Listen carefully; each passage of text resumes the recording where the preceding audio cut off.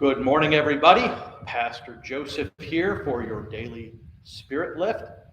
It is a beautiful, humid, warm day here on God's Hill. I want to welcome you to this spirit today, and I want to talk to you about a subject that we don't often very much talk about, and that is how to deal with pain.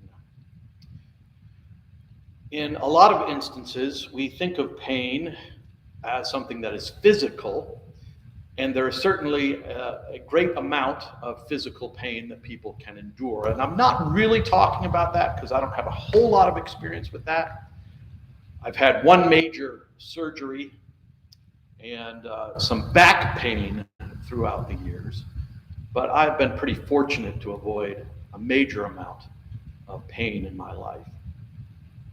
However, there is a secondary kind of pain that is a psychic pain, that is an emotional pain, grieving a loss. You can grieve and find painful and unfulfilled dream. And very often in ministry, I have seen people who, when they come face to face with their pain, say, we're not going to talk about that anymore. And they're saying it to themselves. They're not saying it to me as their pastor. It's happened numerous times.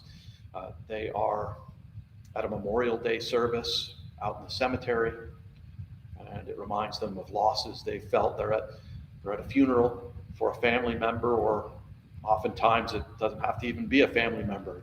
The funeral brings back memories of psychic pain from another place. Sometimes it's talking about a rough childhood. Sometimes it's talking about aging and not being able to do what you used to do when you were younger. So what does that mean in terms of dealing with pain? Well, I think it's really important that you find someone who you can talk this out with. For some people, writing it down is enough, acknowledging it, writing it in a journal. But if it's unacknowledged, if you say, we're not going to talk about that right now, you carry it with you. I know we think that, if you push it down, it doesn't come back. But in my experience, that's largely false. Anything that lies unexpressed, that can't be talked about, generally is still walking beside you. Sometimes it's driving the car of your spirit, and you're only in the passenger seat.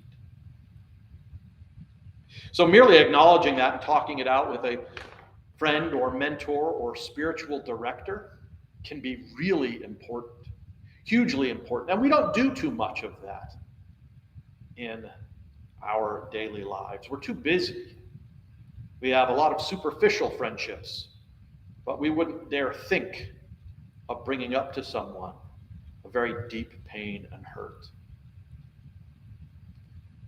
So that's the first thing. The second thing that can help deal with pain is to imagine the situation rightly. And this is another thing that's sort of countercultural in American society. We think imagination is for children. We think imagination is for people who are not mature. But if you take a step back from your pain, can you imagine it differently? And what I mean by that is, do you really recognize yourself as loved? We're getting ready at Hills Church here shortly to do a series on the Psalms. And the Psalms is one of the more difficult books of the Bible, in my opinion, especially to preach on. Why? Because it goes the whole gamut of human emotions. And because of that, there's a lot of pain in there.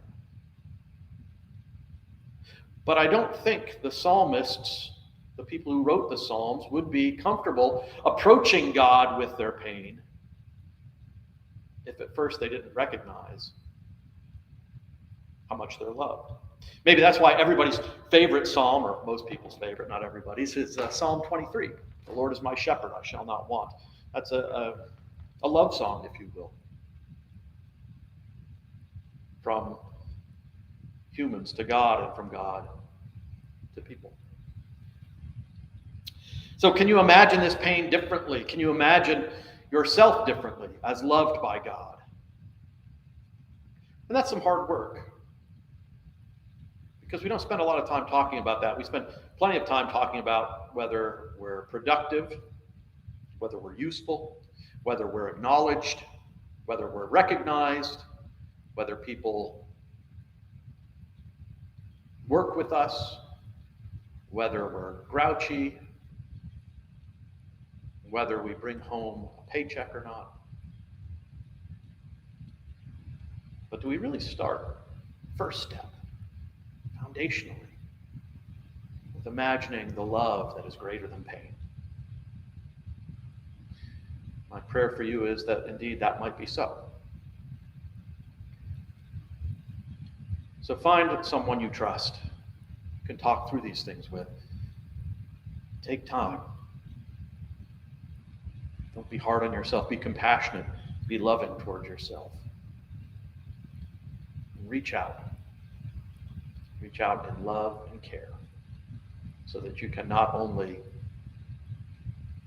give of yourself for ministry, but also receive love from this beautiful earth, this beautiful planet, and the God who created us. All right, love you all and miss you all. This Sunday, Pentecost, a sign of God's love poured out upon us. Confirmation, a seal of God's amazing love. We'll see you in church.